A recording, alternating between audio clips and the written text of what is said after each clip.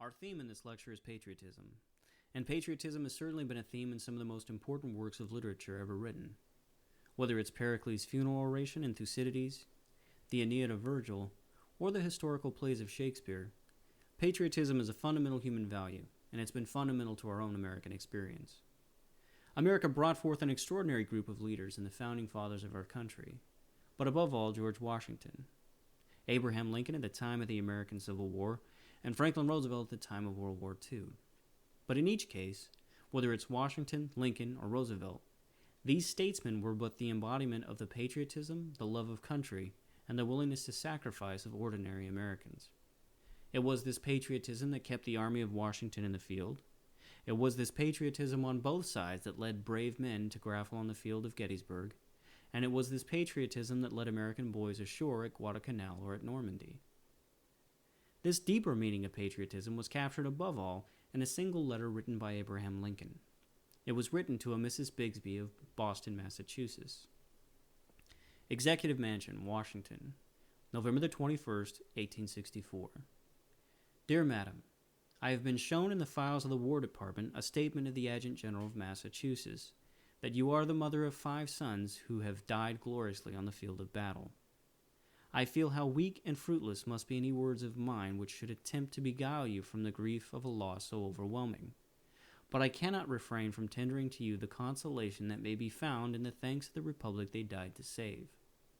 I pray that our Heavenly Father may assuage the anguish of your bereavement and leave you only the cherished memory of the loved and lost, and the somber pride that must be yours to have laid so costly a sacrifice upon the altar of freedom. Now, people who like to revise history and pull down great monuments, they like to attack this letter. You'll read sometimes that it was written by a staff member of Lincoln's. It's just nonsense.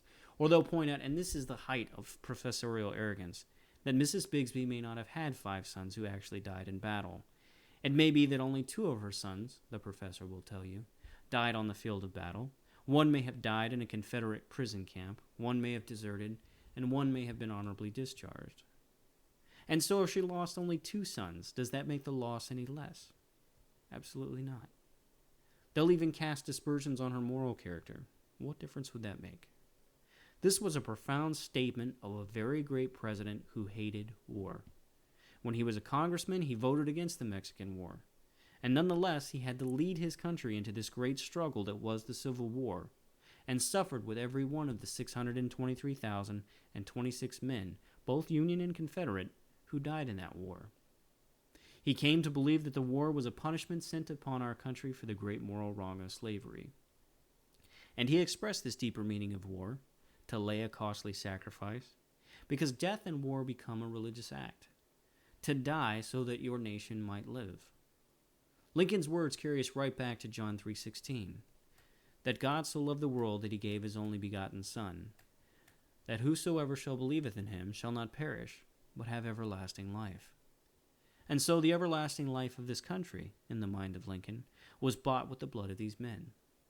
So the letter to Mrs. Bigsby is a profound statement of the American ideal of patriotism, and it was used as an important element in a movie called Saving Private Ryan, to explain, again, the loss in this case, 3 sons, and the effort of the Army to save the 4th.